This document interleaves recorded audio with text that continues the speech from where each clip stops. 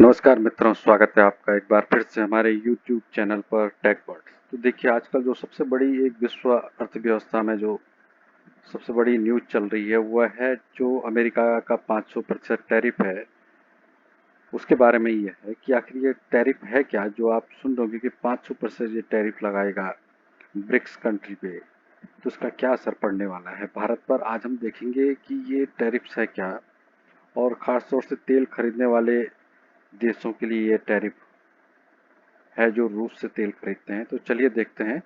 तो हेडिंग है, अमेरिका का रूस से तेल खरीदने वाले देशों पर 500% टैक्स लगाने का प्रस्ताव, और भारत पर क्या इसका असर होने वाला है, क्योंकि हमें जानना चाहिए कि भारत में इसका क्या असर पड़ेगा। तो मुख्य बिंदु है कि आखिर ये है क्या।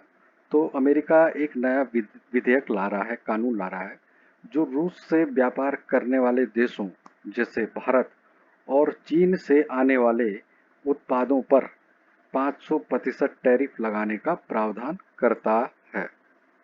यह प्रस्ताव जो है मार्च 2025 में रखा गया था, और अगस्त में सीनेट यानी कि अमेरिका की जो संसद है उसमें पेश होने की उम्मीद है। इसका उद्देश्य रूस की युद्ध अर्थव्यवस्था को कमजोर करना है, ताकि यूक्रेन युद्ध पर दबाव बनाया जा सके। अमेरिका क्या करना चाहता है, वर्ल्ड लीडर है और वो नहीं चाहता कि रूस उससे आगे कभी निकले। तो वो क्या कर रहा है कि वो, आपको पता है, रूस और जो रूस और यूक्रेन का जो युद्ध है उसमें वो यूक्रेन को पूरी जो सैन्य सहायता है, आर्थिक सहायता, वो दे रहा है। लेकिन ये युद्ध खत्म होने का नाम नहीं ले रहा है। 3-4 साल से ये युद्ध चल रहा है। अमेरिका चाहता है किसी तरीके से इस युद्ध को खत्म किया जाए। तो उसका सबसे अच्छा तरीका जो अमेरिका ढूंढ रहा है वो है कि अगर हम जो है रूस की जो अर्थव्यवस्था है उसको ही कमजोर कर दें तो इससे कुछ हो सकता है। अब अर्थव्यवस्था को कमजोर करने के लिए अमेरिका ने उन देशों को पहचान लिया है जो रूस को आर्थिक सहायता करते हैं व्यापार के रूप में, ट्रेड के रूप में। और वो है कि रूस से जब तेल खरीदते हैं तो रूस को उससे काफ़ी मुनाफा होता है, काफ़ी पैसे वो कमाता है, और उस पैसे को युद्ध में यूज़ कर रहा है यूक्रेन के खिलाफ।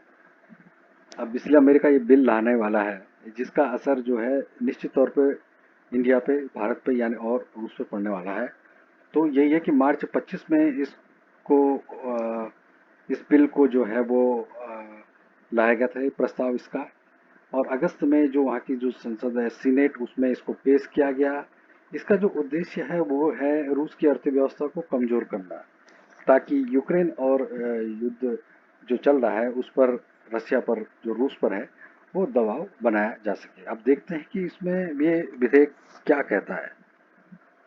तो जो सीनेटर है लिंडसे ग्रैहम द्वारा यह बिल प्रस्तुत किया गया है, और इसने साफ इसमें कहा गया है, इसकी जो हेडिंग है इस बिल की, कि अगर कोई देश रूस से तेल खरीदता है, अगर कोई देश रूस से तेल खरीदता है और यूक्रेन की मदद नहीं करता, तो अमेरिका में उसके उत्पादों पर 500% का आयात शुल्क लगेगा।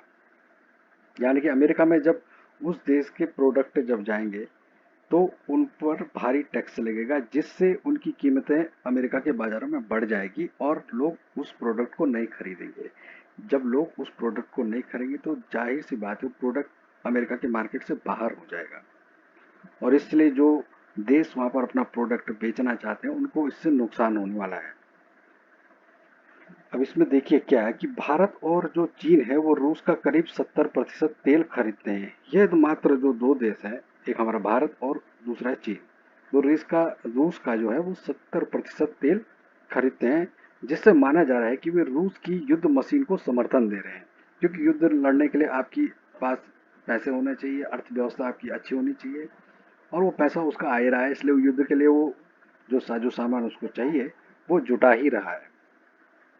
ट्रंप ने ग्रेहम को बिल आगे बढ़ाने के लिए कहा, ट्रंप यानी कि अमेरिका के राष्ट्रपति। हालांकि अगर यह बिल पास हो भी जाता है तो राष्ट्रपति ट्रंप को इसमें छूट देने का यानी कि वेवर देने का अधिकार होगा, क्योंकि 5%, 500% तो बहुत ज़्यादा होता है। अब इसका देखते हैं कि भारत पर क्या संभावित इसका प्रभाव असर पड़ने वाला है। भारत एक तो दुनिया का तीसरा सबसे बड़ा तेल आयातक है। दुनिया का तीसरे नंबर का सबसे बड़ा तेल आयातक देश है भारत।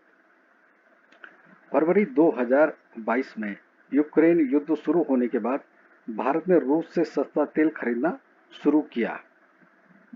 सबसे महत्वपूर्ण बात, फिर रूस से भारत का तेल आयात 1% से बढ़कर 40.44% हो गया।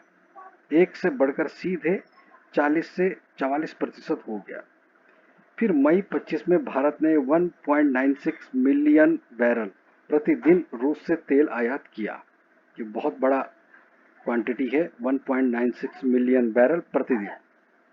फिर जून 25 में भारत ने 2.2 मिलियन बैरल प्रतिदिन के साथ पिछले 2 साल का रिकॉर्ड भी तोड़ दिया। यानी कि भारत धड़ाधड़ रूस से जो है वो तेल खरीद रहा है और रूस को उसकी एवज में आपको पैसा दे रहा है।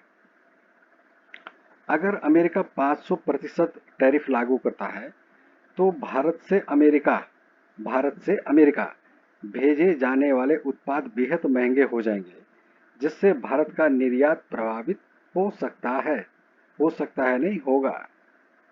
हालांकि भारत और अमेरिका के बीच व्यापार समझौते की बातचीत चल रही है, जिससे इन टैरिफों को कुछ हद तक कम किया जा सकता है, लेकिन जिस प्रकार का ट्रंप का मूड है तो उसे देखकर ऐसा नहीं लगता है।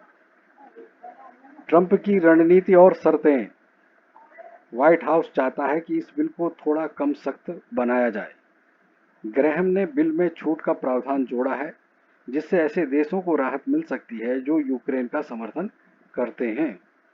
ट्रंप चाहते हैं कि यह बिल उनके लिए एक वार्ताकार उपकरण यानी कि नेगोशिएटर टूल बने, ताकि वे पुतिन को वार्ता के लिए मजबूर कर सकें।